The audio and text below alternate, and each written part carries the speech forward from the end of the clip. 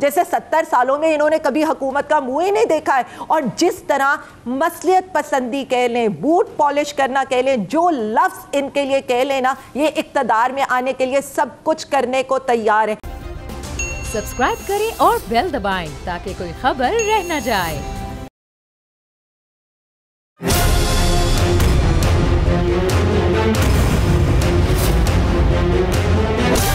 From the Islamabad studios of Bold Network, it's time for Jameel Farooqi on National Debate.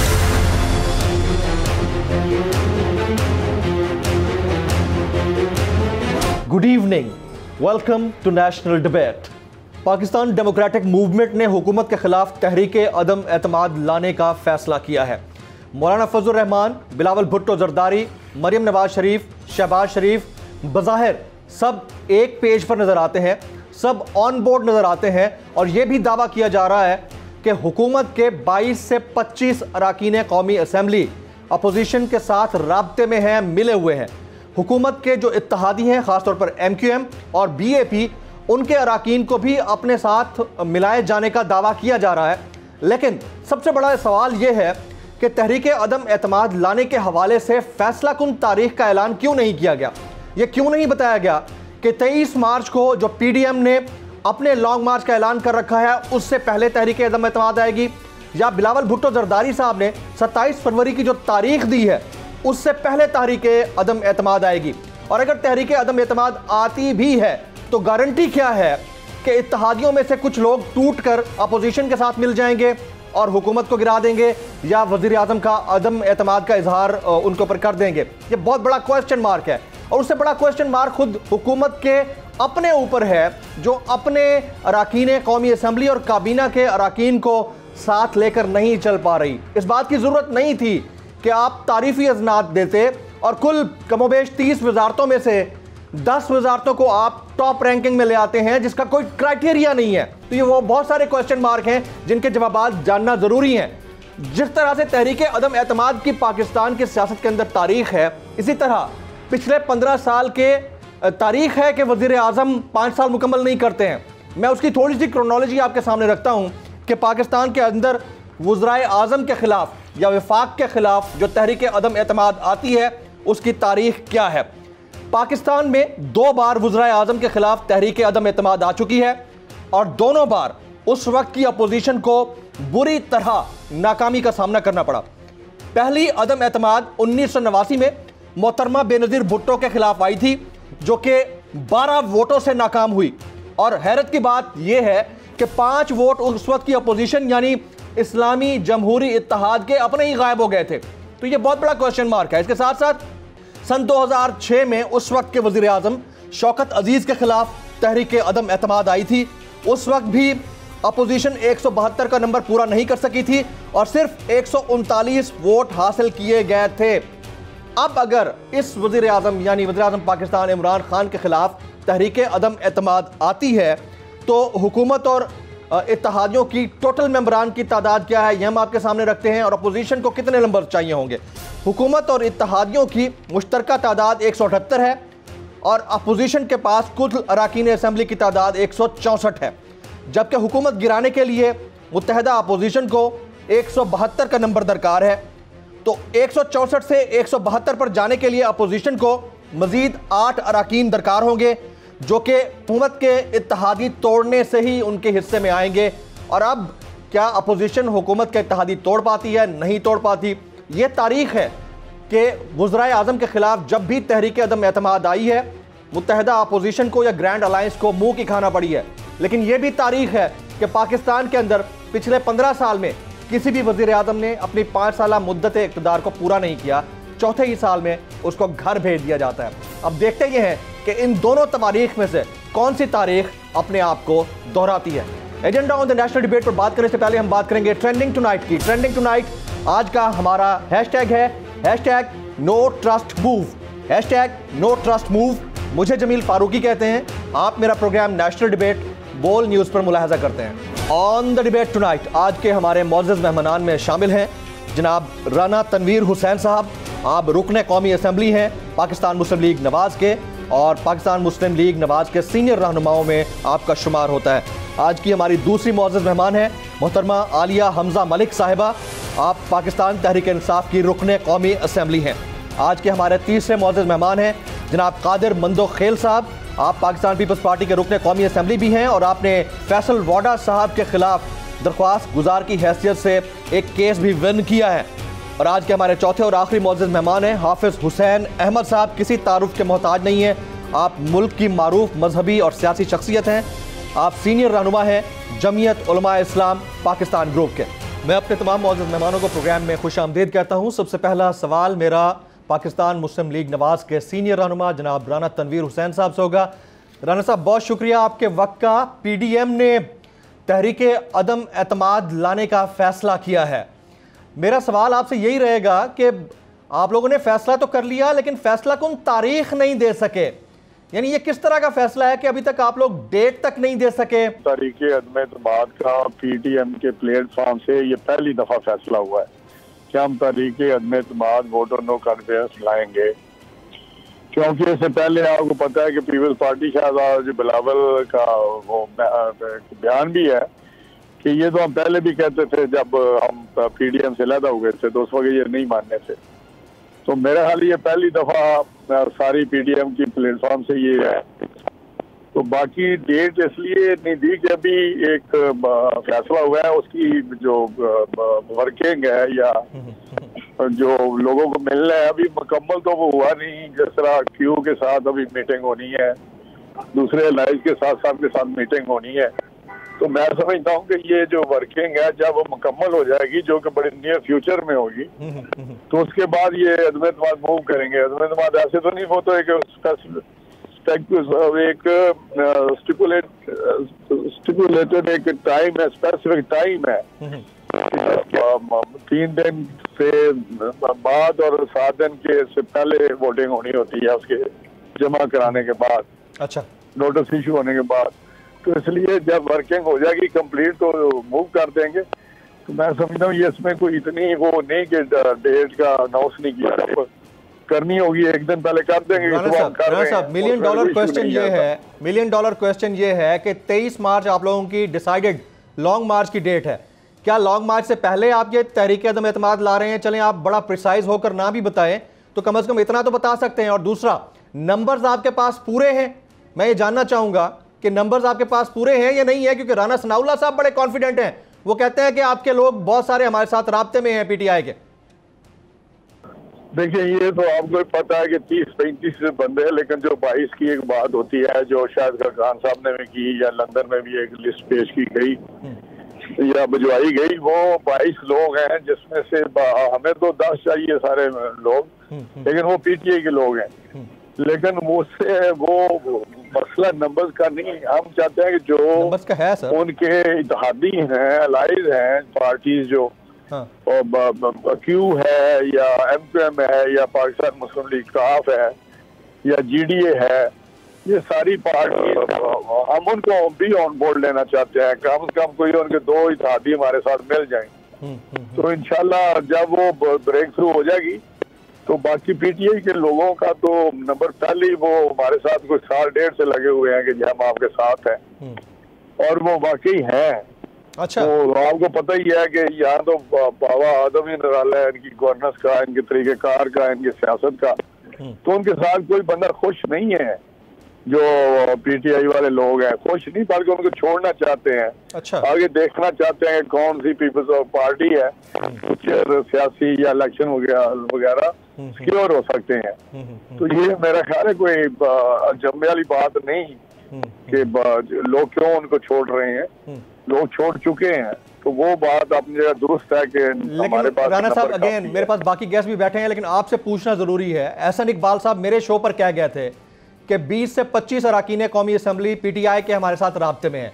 आपके पास कोई exact figure है कि इतने अरकान असम्बली हमारे साथ राब्ते में हैं? क्या उनमें वज़रा भी शामिल हैं या नहीं है?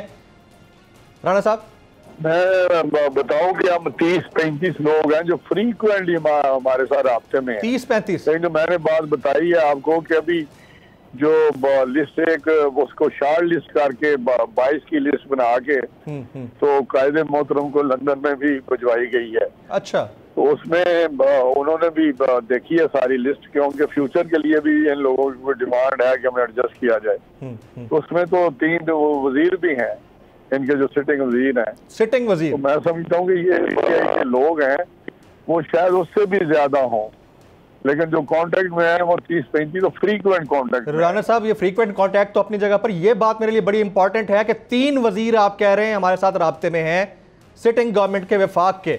मैं फिर से पूछना चाहूंगा, आप तीनों का नाम ना बताएं, कम से कम एक वजीर का नाम तो ले देना टेलीविजन के ऊपर के कौन आपके साथ राब्ते में है।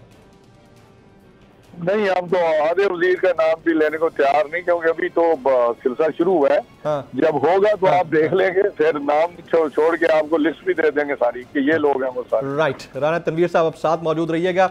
इससे पहले कि मैं मंदो खेल साहब और आलिया हमजा साहिबा के पास जाऊं, बड़े सीनियर सियासतदान हाफिज हुसैन अहमद साहब हमारे साथ मौजूद है।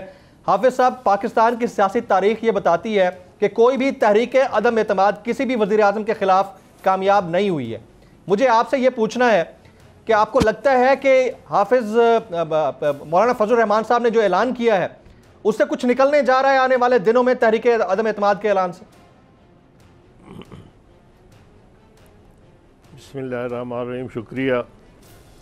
देखिए, जहाँ तक तहरीक अदम एतमाद का ताल्लुक़ है तो कल PDM में जो हमारे सियासी ज़ुआमा है, मोहतरमीन है, उन्होंने कोई ऐलान नहीं किया, क्योंकि फ़ैसला जो है वो PDM ने नहीं की जिस तरह राना साहब फरमा रहे हैं। ये असल में बुनियादी तौर पर तजवीज़ जो है वो जरदारी साहब की है, और उससे पहले PDM ने जो मुत्तफ़िका फ़ैसला किया था वो इस्तीफ़े देने का था।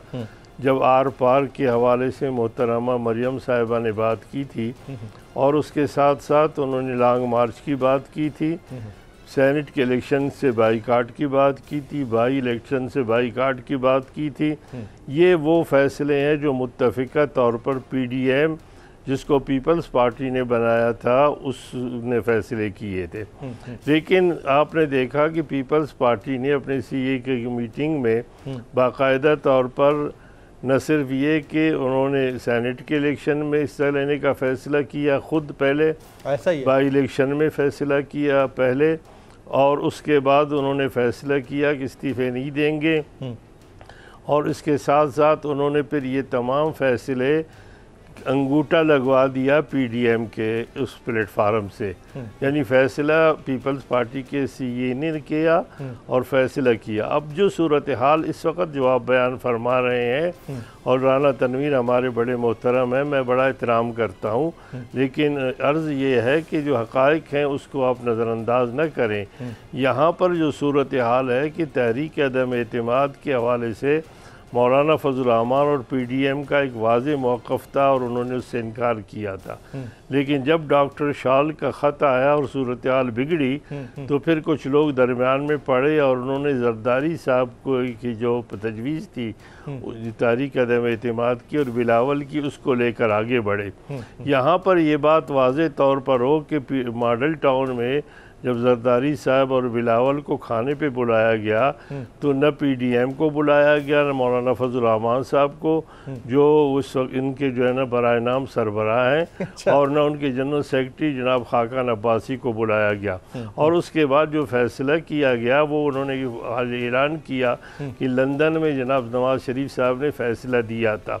अब सवाल ये पैदा होता है कि अगर जरदारी साहब की तजवीज़ हो, जिनको PDM से निकाला गया था इसी हवाले से कि वो इस्तीफ़ा नहीं दे रहे और तहरीक अदम एतमाद और दीगर मामलात की तरफ जा रहे हैं, तो फिर नवाज शरीफ साहब जो वहाँ बैठे हुए हैं वो फ़ैसला करते हैं, और उस फैसले को फिर PDM के सदर साहब से जो है ना उनका अंगूठा लगवा दिया जाता है, और फिर वो बाकायदा तौर पर ऐलान करते हैं कि अभी तक हमारे नंबर भी पूरे नहीं है, अभी तक होमवर्क भी मुकम्मल नहीं है। तो बुनियादी तौर पर मेरी तो दरख्वास्त है एक वर्कर की हैसियत से कि ज़रूर आप कठपुतली इमरान खान हुकूमत के ख़िलाफ़ तहरीक अदम एतमाद लाएँ, लेकिन उससे पहले खुदारा अपने अंदर जो अदम एतमाद की सूरत हाल है उस पर ज़रा कंट्रोल करें। मौलाना फजल रहमान साहब नाराज़ थे, प्रेस कॉन्फ्रेंस तक के लिए खुद नहीं आ रहे थे। तो मैं समझता हूँ कि इस वक्त जो सूरत हाल है, और दूसरी अहम बात मैं आपसे अर्ज़ करूँगा कि फारूकी साहब कि मौलाना ने बाकायदा तौर पर मीडिया में कहा कि हम इनफरादी तौर पर अफराद से न राबिता करेंगे न उनको किसी सीट की पेशकश करेंगे। हाँ जी। जबकि अभी राना तनवीर साहब ने कहा कि जो लोग हमसे राबते में हैं वो हमसे सीट भी मांग रहे हैं और हमसे मराद भी मांग रहे हैं। तो ये बिल्कुल एक ऐसा तजाद है जो बिल्कुल सामने आ चुका है। वैसे हाफिज साहब आपको सियासतदान की बजाय आपको एंकर होना चाहिए था। जितना जल्दी आपने पिक किया है ना इस पॉइंट को, कमाल का पॉइंट पिक किया है। आपकी इजाजत से आलिया हमजा साहिबा, तहरीक अदम एतमाद की बात चल रही है, what's your take on this ji? तैयार हैं आप लोग? बिस्मिल्लाहिर्रहमानिर्रहीम। सबसे पहले तो मैं ये कहूँगी कि फारूकी साहब घबराना हमें तो नहीं चाहिए, घबराना तो अब पीडीएम को और पीपल्स पार्टी को चाहिए, इसलिए कि नंबर तो इन्होंने पूरे करने। एक वजीर, एक इनका लीडर आता है वो आकर कहते हैं 5 वजीर हमारे पार्टी छोड़ने को तैयार है। दूसरा इनका लीडर आता है वो कहते हैं 3 वजीर हैं।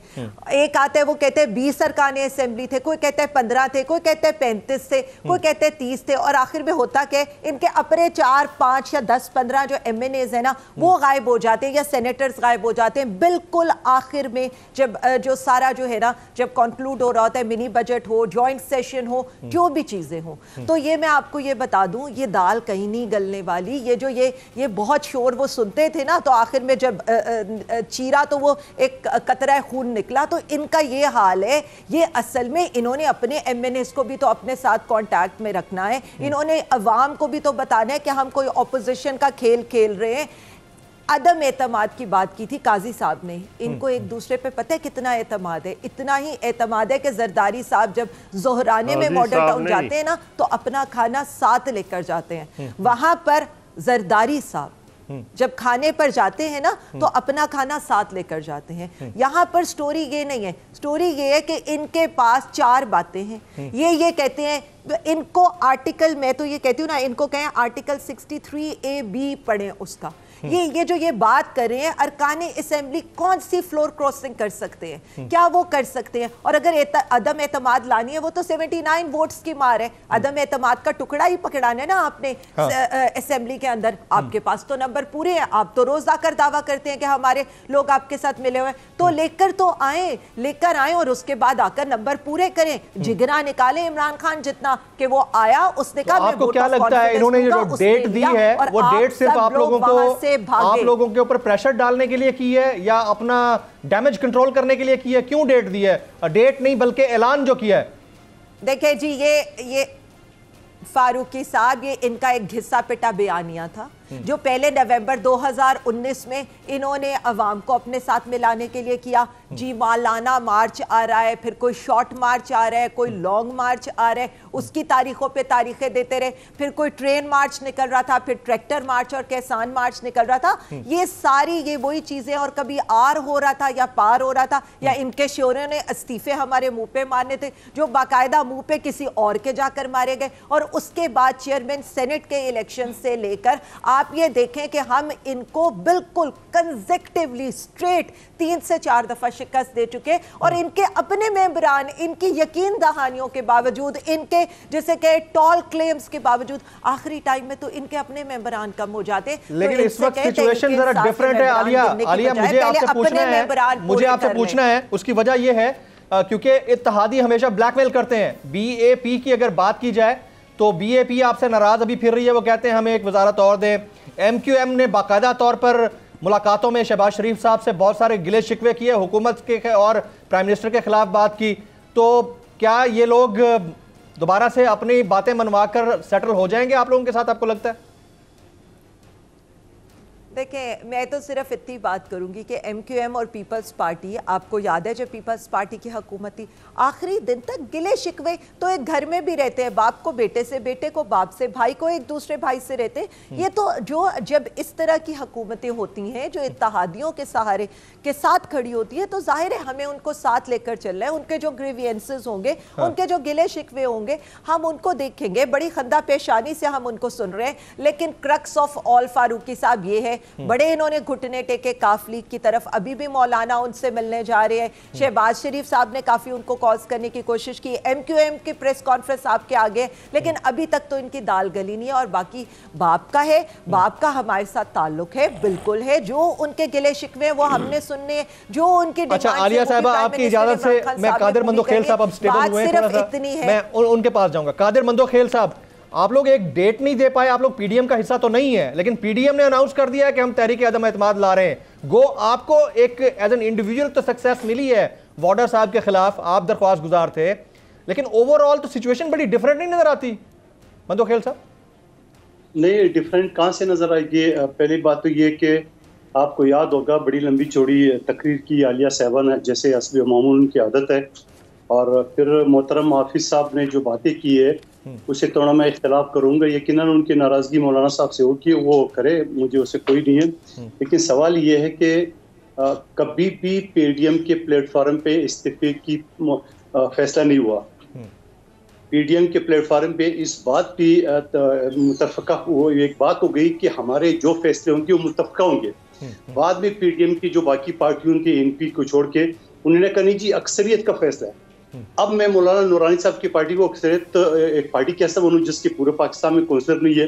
बहरहाल वो फैसला पीपल्स पार्टी ने यकीनन उसने कहा कि एक रिदम बनेगा, यहाँ से जलसे जुलूस जाएंगे, जब इस्लामाबाद जाएंगे तो इस्लामाबाद में जाके जब पड़ाव करेंगे और उस वक्त जब हम समझेंगे तमाम पार्टी मुतफ़क़ा जब फैसला करेंगे तब जाके हम इस्तीफे देंगे। वो इस्तीफे क्या देने थे, उन्होंने उल्टा हमारे गले पड़ गए। और फिर जब मेरे हल्के के ज़मीनी इंतखाबात अप्रैल 2021 में आया तो मिफ्ता इस्माइल साहब को लेके शाहिद खाकान अब्बासी साहब पहुंच गए बिलावल साहब के पास कि मुझे आप ये सीट दे। तो हमने ये सवाल किए कि आप तो इस्तीफे हमें मजबूर करे थे, जबकि मुतफ़क़ा था आप अक्सरियत के बाद, तो आप ज़मीनी इंतखाबात लड़ के क्या करेंगे? बहरहाल वो एक लंबी स्टोरी है, हम पीडीएम के हिस्सा आज भी नहीं है।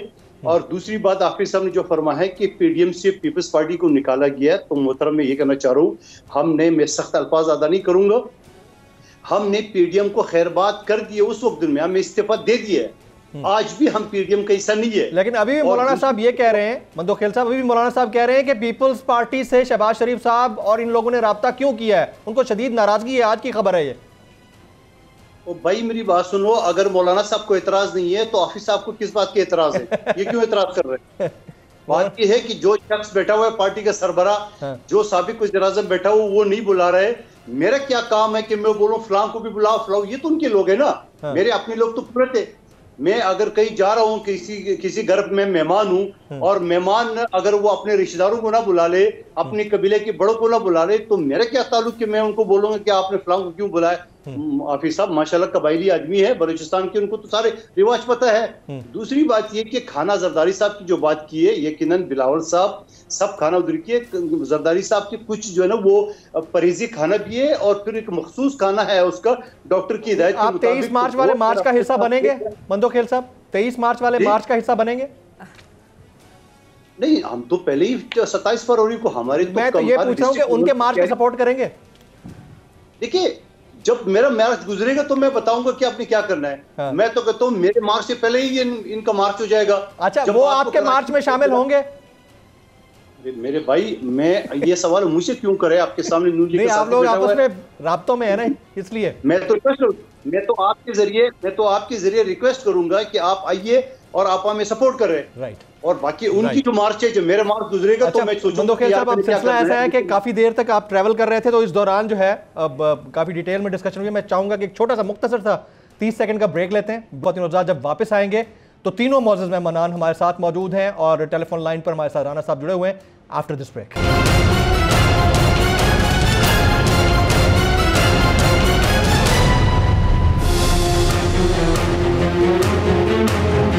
Welcome back. मैं अपने तमाम मौजूद मेहमानान को एक बार फिर से खुशामदीद कहता हूं। हाफिज हुसैन अहमद साहब, आपने मंदोखेल साहब की बात सुनी, आप रिस्पॉन्ड करना चाहेंगे सर? हाफिज साहब। देखिए, मंदोखेल साहब खुद एक कबायली आदमी है। मैंने मौलाना साहब के खाने के हवाले से बात नहीं की, बल्कि उस खाने के फैसले के हवाले से बात की है। उस वक़्त उसमें मौलाना साहब को एतमाद में नहीं लिया गया था। जहाँ तक ताल्लुक़ है खाने का, तो यकीनन गुज़िश्ता 30 साल से ये दोनों पार्टियां इकट्ठी खा रहे हैं, तो ये एक दूसरे की बारी बारी भी कर रहे हैं, उस पर तो मैं बहस नहीं करना चाहता। लेकिन मैंने इतराज़ नहीं किया, बल्कि बुनियादी तौर पर एतराज़ मौलाना फजल रहमान साहब ने किया था, और उस पर नाराज़ हो गए थे वो लोग उनसे कि भाई आप लोगों ने अगर फैसला करके फिर आकर आप यहाँ से मनवाते हैं। अब जो फैसला है PDM का, उसमें वाज़े तौर पर एक बात की गई है, और वो बात ये है कि जनाब हम तहरीक अदम एतमाद लाएंगे। फारूकी साहब, मंदोखेल साहब, मेरे मोहतरम है, ज़रा ये बता दें कि इस्तीफ़े देने की बात की थी PDM ने कि असम्बली नाजायज़ है। अब नाजायज़ असम्बली में आप जब तहरीक अदम एतमाद लाएंगे तो वो जायज़ हो जाएगी, और फिर जो उनसे जो वोट मिलेंगे वो जायज़ हो जाएगी। दूसरी आम बात यह है कि तहरीक अदम एतमाद के हवाले से अगर आप लोग श्योर हैं और आप कहते हैं कि ये कामयाबी से हमकिनार होगी, तो फिर मैं नहीं समझता कि कोई भी दुनिया का समझदार आदमी या एक बच्चे से भी पूछें कि तहरीक अदम एतमाद के बाद फिर 27 फरवरी को जब वो कामयाब होगी, तो फिर 27 फरवरी के मार्च को भी पीपल्स पार्टी ने बरकरार रखा है, और PDM ने 23 मार्च को भी बरकरार रखा है। तो इसका मतलब ये है कि मसला ये ना हाफिज साहब, अभी तक इन्होंने कोई फैसला कुन तारीख नहीं दी है, फैसला कुन तारीख नहीं दी गई है, इसलिए अब कहना कबल वक्त है कि वो 27 फरवरी से पहले होगा, जब 23 मार्च से पहले होगा, तो हो सकता है 23 मार्च 2023 में जाके करें, कोई पता तो नहीं है ना। तो फैसला कुन तारीख नहीं आई है तहरीक अदम एतमाद की। देखिए, मैं यही कह रहा हूँ कि ये दो ऑप्शन है हुकूमत गिराने की। अब मसला ये है कि अगर ये 27 मार्च को ये कामयाब होते हैं जिस तरह इनकी तवक्को है, तो फिर जो तहरीक अदम एतमाद के हवाले से जो 30-22 आदमियों के ईमान या ज़मीर ख़रीद रहे हैं उसकी क्या ज़रूरत है। और फिर 23 मार्च को भी जो कामयाबी होगी तो उसके बाद अदम एतमाद को क्या ज़रूरत है। तो उसका मतलब ये है कि अगर उसके बाद अदम एतमाद लाएंगे तो फिर ये ख़ुद 27 फरवरी और 23 मार्च के अपने मार्चेस को जो है ना वो नाकाम तस्वुर कर रहे हैं। इसलिए ये सारी की सारी जो एनालिसिस चेक करें आप, हाफिज साहब कमाल का एनालिसिस है। मंदोखेल साहब दे जवाब दें आप।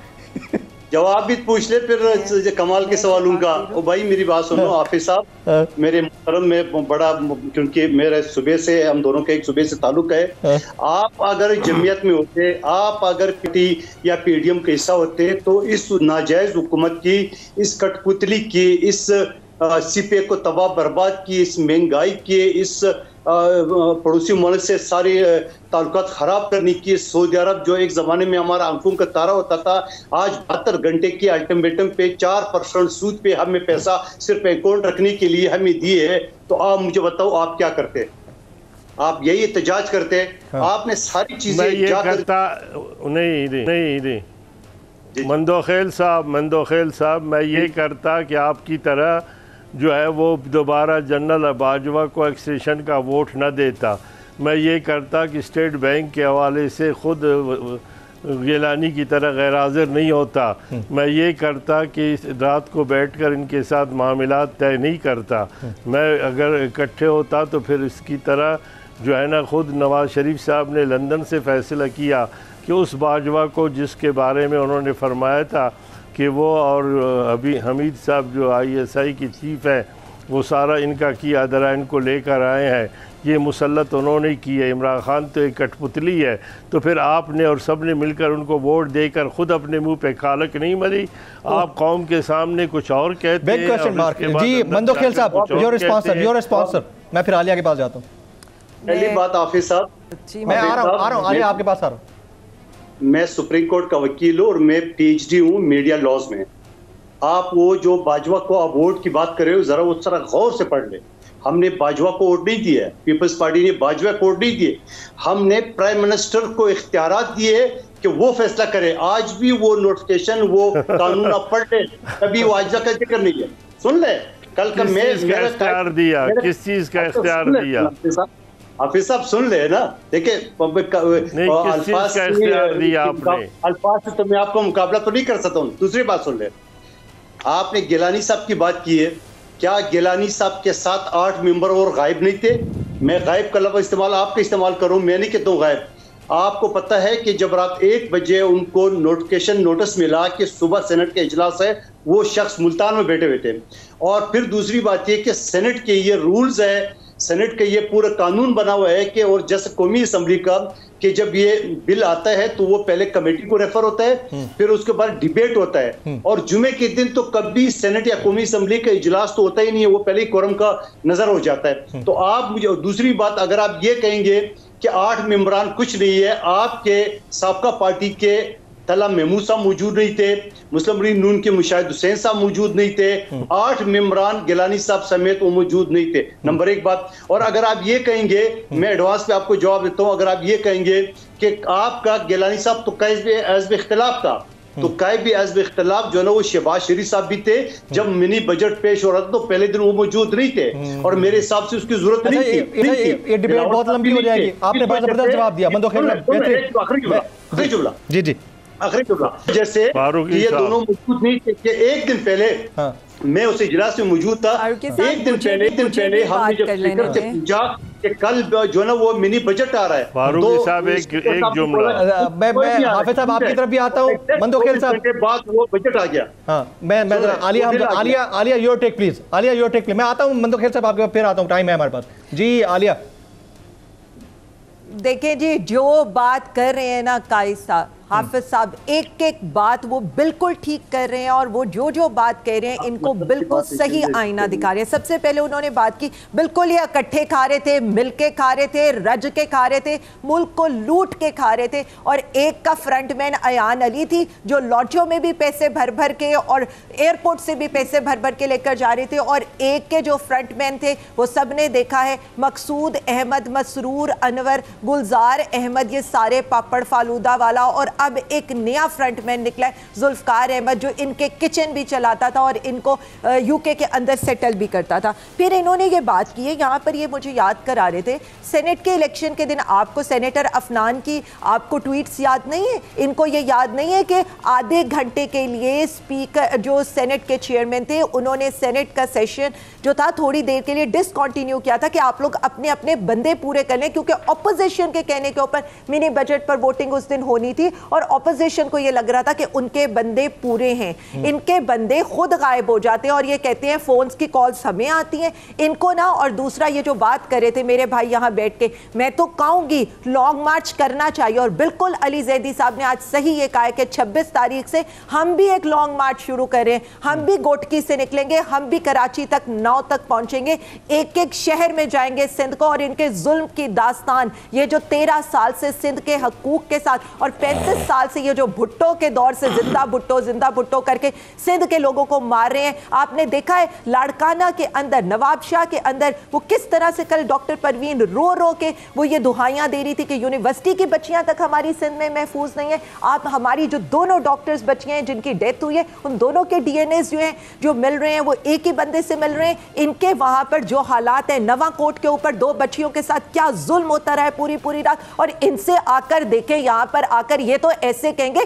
जैसे 70 सालों में इन्होंने कभी हुकूमत का मुंह ही नहीं देखा है। और जिस तरह मसलियत पसंदी कह लें, बूट पॉलिश करना कह लें, जो लफ्ज इनके लिए कह लेना, ये इक्तदार में आने के लिए सब कुछ करने को तैयार है। और मैं आपको ये बता दूं, PMLN के साथ जो पहले पीपल्स पार्टी ने किया था ना, वही होने लगे। मोअज़्ज़ज़ मेहमानान से गुफ्तगू का सिलसिला जारी है, लेकिन यहाँ वक्त हुआ एक ब्रेक का, साथ रहिएगा।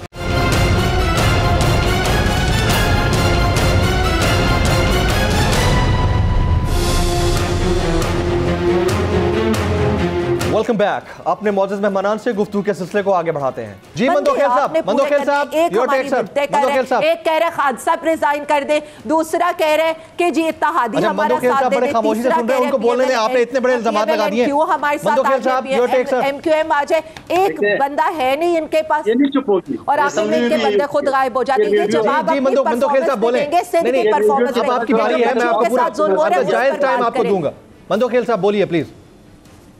देखिए फारूकी साहब, ये मेरी बहन हाफिज साहब आपके पास ये इनका असम्बली में भी यही हाल है, जैसे रेडियो आप स्टार्ट कर देना, ये वो स्पीकर भी इनका है। नहीं, मेरे ख्याल में इसको अवॉइड कर देते हैं। आप बात का जवाब दे, आपकी आदत है बात का जवाब दे। सुन लेना, अभी ज्यादा वो ना करे, बैठ जाए आराम से। अली ज़ैदी का जो उसने चैलेंज किया है, मैं आपके तौसत से अली ज़ैदी और इनकी कठपुतली वज़ीर आज़म को चैलेंज करता हूँ। आप घुटकी से निकल रहे हैं, मेरे बिलावल कराची से निकलेंगे, रास्ते में आप इस रोड को हम चीरते हुए चारों सूबों के क्रॉस करते हुए हम इस्लामाबाद पहुंचेंगे। तुमने क्या करना है, चंद लोग आएंगे, वो तुम्हारा टूर प्लाजा भी तुम्हारा वैसे भाग जाएंगे सारे। क्योंकि दूसरी बात जो मोहतरमा फरमा रही है, लड़की का उसके ऊपर एक्शन हो चुका है, गिरफ्तारियां हो चुकी है, लेकिन मैं जरा ये बताओ, आपकी इंसानी हुकूक की ठेकेदार जो वजीर है, जिसको 5वें नंबर पे टॉप 10 मिला है, ये कहीं गई है? ये जो हमारे अफवाज पाकिस्तान के लोग शहीद हो रहे बॉर्डर पे बलूचिस्तान में और में दहशतगर्दी की जो वाकयात हुआ है, ये ठेकेदार वजीर गई कभी? इसको किस बात की आपने 5वें नंबर दिए? इनके तो अपनी बेटी इनके खिलाफ ट्वीट कर रही है, इनकी नाइली का। और दूसरी बात ये, सदके जाओ, आपके वजीर आजम ने, आपकी कठपुतली ने सईद को परफॉर्मेंस पे अवार्ड दिए, तो पूरे पाकिस्तान को पता है उसकी परफॉर्मेंस बहुत अच्छी है, मगर जरा परफॉर्मेंस की तफसीलात भी तो बता दे। अगर तफसीलात नहीं बताएंगे तो आवाम को पता है, मगर मैं आपको बताऊं, मैं आलिया से पूछूंगा आपकी इजाजत से कि क्या परफॉर्मेंस है उनकी। अभी आपने बहुत बोल लिया जी, आप बोले। दूसरी बात ये कि मुराद सईद की नाइली का ये हाल है, सीपैक बंद हो चुका है, आसिम बाजवा इस्तीफा दे चुका है, जो सक्कर से लेके हैदराबाद तक मोटरवे है वो आज तक स्टार्ट नहीं हो सका, बलूचिस्तान में 1 किलोमीटर रोड नहीं बना सके, सीपैक मगरबी रोड मेरे आबाई इलाके जोब से गुजरे वहां शुरू नहीं हो सके, खुद इनकी जो पोस्ट ऑफिस में 10 अरब रुपए के करप्शन आपकी मीडिया ने पहले हाईलाइट किए, किस परफॉर्मेंस पे? वो परफॉर्मेंस हम नहीं पूछेंगे आपसे, आप देते रहो उसको नंबर 1। और फिर दूसरी बात, आपने नंबर 2 नंबर दिया असद उमर को, 2 नंबर जो है ना, वो जुमला तो बड़ा जबरदस्त है। असद उमर का जो आपने इसको बनाया था 200 माशी टीम का सरगना अरस्तु, उस अरस्तु को तो पहले ही 6 महीने में आपने फारिग कर दिए, फेल हो गया। उसके बाद जाके वो आपने अभी प्लानिंग तो मैं सुन ले मोहतरमा, सुन ले जरा, बिल्कुल आप बिल्कुल हौसला रखे ना, उससे प्लानिंग को वजारत दे दी है। ये प्लानिंग है जनवरी और दिसंबर में गैस नहीं है, क्योंकि गैस खरीदी नहीं गई है, कि ये प्लानिंग का वजीर है। जब दिसंबर में मेरे शहर कराची में बलूचिस्तान में लोड शेडिंग दिसंबर में हो रही है, जनवरी में हो रही है, फरवरी में हो रही है, ये आपकी प्लानिंग है। ये आपकी प्लानिंग है कि आपका रुपए जो है ना वो टिकता नहीं है अपनी जगह पे। ये आपकी प्लानिंग है कि आपका अकाउंट खाली होता है, आपको पता नहीं चलता है। ये आपकी प्लानिंग है कि आपने जो नौकरी देनी थी 2 करोड़ ज्यादा लोगों को बेरोजगार कर दिया। मंदोखेल साहब, अब मैं आपकी इजाजत से आलिया उसके बाद मैं हाफिज साहब के पास जाऊंगा। आलिया, एक पॉइंट बड़ा इंपॉर्टेंट है, मैं मंदोखेल साहब का एक पॉइंट बड़ा इंपॉर्टेंट है, जिस तरह उन्होंने कम्युनिकेशन मिनिस्ट्री की बात की है। मैं पाकिस्तान पोस्ट के 2 ऐसे पोस्ट ऑफिसेज को जानता हूं कराची के अंदर जो किराए के मकान में बने हुए हैं, हर 3 महीने के बाद उनको शिफ्ट कर दिया जाता है। उसकी हालत जार के ऊपर भी किसी की नजर पड़ी है? मतलब नंबर 1 मिनिस्ट्री होगी परफॉर्मेंस, बट कैसी कि इतनी बुरी हालत है कि पाकिस्तान पोस्ट को अपनी जगह नहीं मिल रही, वो रेंटेड जगह पे है और हर 3 महीने बाद शिफ्ट हो रहा है वहां से। जी, अब जरा ना तसल्ली से जमील साहब इनसे कहिएगा, जरा सुने। मतलब मैं तो आज मुझे तो ये लग रहा था कि 18वीं तरमीम का जनाजा ये निकाल कर ही रहेंगे। यहाँ पर वहाँ पर बच्चियों का रेप हो रहा है, ये कह रहे हैं आपकी ह्यूमन राइट्स की मिनिस्ट्री क्या कर रही है वहाँ पर? यहाँ पर इनके जो है आटा चीनी नहीं मिल रही है, इनको लग रहा है इमरान खान क्या कह रहे हैं। मतलब इनको ये याद करा दे, सिंध में पिछले 13 साल से आपकी हुकूमत है और 35 साल से वहाँ पर भुट्टो कबर की सियासत आप कर रहे हैं। इनके अब देखे, मैंने एक दफा कहा था ये अपनी बारी पर बात करें, खामोश करा दें। इनकी बारी पर मेरे सवाल का जवाब भी दे देना, अपनी बारी पर बात करें, बात परफॉर्मेंस पर इनसे पूछे, इनकी परफॉर्मेंस का क्या क्राइटेरिया है? कौन सा इनका सिंध का वजीर जो है वो ज्यादा करप्शन करेगा? जो ज्यादा करप्शन करेगा वो वजीर आला सिंध बन जाएगा, यानी वहां पर इनका अनिल कपूर बन जाएगा। ये आज है मुराद सईद के ऊपर। मेरे सवाल का जवाब तो दे, पढ़ाते ये मेरे सवाल का जवाब तो दे दे। 100 जो इनके पेजेस हैं जो परफॉर्मेंस मैनेजमेंट के ऊपर, मैं आ रही हूँ और मैं फैक्ट्स के साथ आ रही हूँ। मैं पहले इनकी बात का अच्छी तरह जवाब दे दूं, फिर मैं बताऊं कि मुराद सईद ने परफॉर्मेंस क्या किया। इनके उसमें परफॉर्मेंस ये थी, हर पुल, हर ओवरहेड ब्रिज, हर उसके ऊपर इन्होंने किकबैक्स, मनी लॉन्ड्रिंग करनी थी। बाहर इन्होंने पैसे भिजवाकर सरे महल बनाने थे, हार खरीदने थे।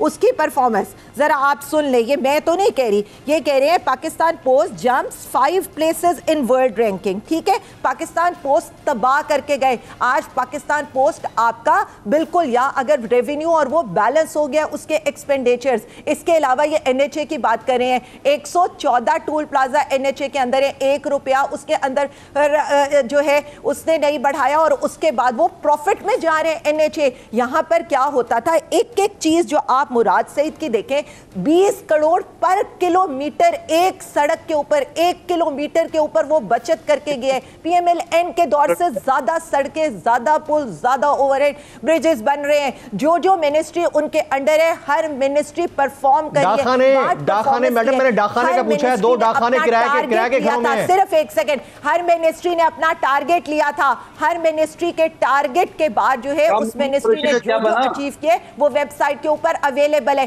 पहले वो 100 पेजेस स्टडी करें, उसके बाद ये लोग आकर बहस करें। यही कल के प्रोग्राम में, न्यूज़ 1 के प्रोग्राम में हुआ है। अफसोस ये नहीं होता, सहाफत ये नहीं होती, ऑपोजिशन ये नहीं होती। आप फैक्चुअल बेस्ड बात करें, आप इल्जाम लगाएं, लेकिन यहां पर बैठकर मुझे ये नहीं लगता कि हम अपने व्यूअर्स को भी वो इखलाकियात का दर्स दे सकते हैं कि हम किस तरह की यहां पर बैठकर बात करें। कोई ऐसी डिस्कशन हमारे शो पे ऐसी कोई डिस्कशन नहीं हुई है। सबसे बड़ा नाज़दा दूसरे चैनल पे जो हुआ, आलिया प्लीज मेरी बात सुनिए ना, दूसरे चैनल पे जो हुआ उसका जिम्मेदार मैं नहीं हूं, उसके जिम्मेदार मेरे प्रोग्राम के गेस्ट नहीं है, ना ही आप हैं। दूसरे चैनल पे जो हुआ है उसको छोड़ दें। वो जो दूसरे चैनल पे हुआ है वो हमारा मसला नहीं है, हम उनकी परफॉर्मेंस गेज कर रहे हैं। मुराद सईद साहब is one of the youngest ministers in the cabinet, मैं उनकी बड़ी रिस्पेक्ट करता हूं। मेरी बात सुने, सहाफत बहुत जिम्मेदारी का नाम है। जिम्मेदारी से हम बात कर रहे हैं। मैं तो सिर्फ ये पूछ रहा हूं आपसे कि वो दो घरों में जो पोस्ट ऑफिस बने हुए हैं, जो रेंटेड जगह पे बने हुए हैं, उनका क्या एक परफॉर्मेंस रिपोर्ट आई है। देखिए मेरी एक बात सुन ले, आप जिन पर्टिकुलर की बात करेंगे, मैं तो ओवरऑल ये बात करी हूँ कि ऑल पोस्ट ऑफिस की परफॉर्मेंस, उसका रेवेन्यू और एक्सपेंडिचर, उसका रेवेन्यू आज अब हम उसको right your point well taken Hafiz sahab. यानी हम हाफिज साहब आपका पॉइंट सर आप काफी देर से वेट कर रहे हैं। 1 या 2 की आप बात करते हैं तो मैं उस पर चेक करके आपको दे सकती हूँ। राइट हाफिज साहब, योर टेक सर, आप कुछ कह रहे थे।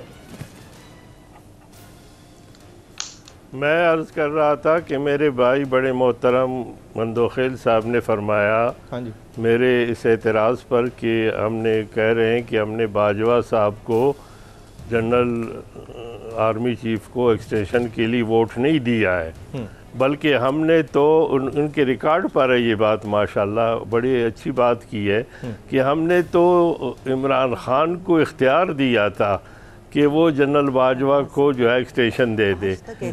मंदोखेल साहब आप क्यों इस तरह, वो कहते दरो गोरा हाफिजना बाशद, यानी आप अगर इमरान खान को कठपुतली समझते हैं, उनके ख़िलाफ़ तहरीक अदम एतमाद ला रहे, असम्बली को अहल नहीं समझते, उनको नहीं समझते, तो फिर आप ख़ुद एतराफ़ कर रहे हैं मीडिया पर, नेशनल मीडिया पर बोल पे कि जनाब हमने तो इमरान खान को वोट दिया था और उसको इख्तियार दिया था। उनका बहुत बहुत शुक्रिया। मैं अपने चैनल के तवस्सुत से ये बात सामने रखना चाहूँगा कि हमारे यहाँ बड़ी हेल्दी डिबेट होती है। किसी मिनिस्टर की परफॉर्मेंस, उसके स्टैटिस्टिकल डेटा और जो उन्होंने परफॉर्म किया है उसको गेज करके उनके रिप्रेजेंटेटिव्स हमारे सामने रखेंगे।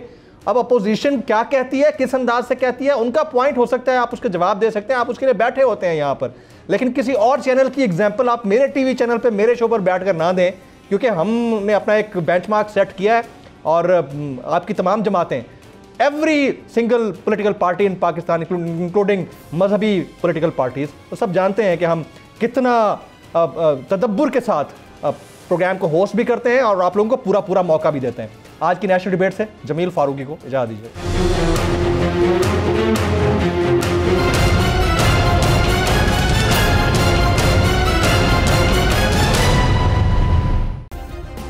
सब्सक्राइब करें और बेल दबाएं ताकि कोई खबर रह न जाए।